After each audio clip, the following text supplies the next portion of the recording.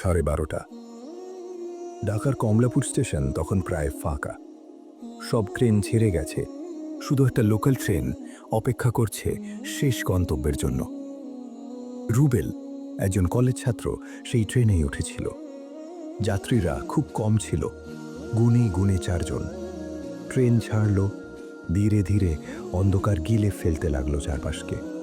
হঠাৎ ট্রেনের একটা কামরায় কান্নার শব্দ ভেসে এলো।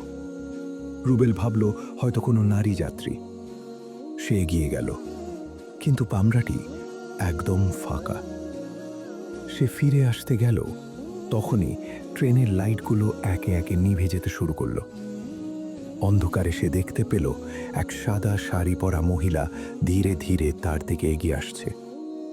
পা নেই মহিলার, কিন্তু সে ভেসে আসছে মাটির উপর দিয়ে।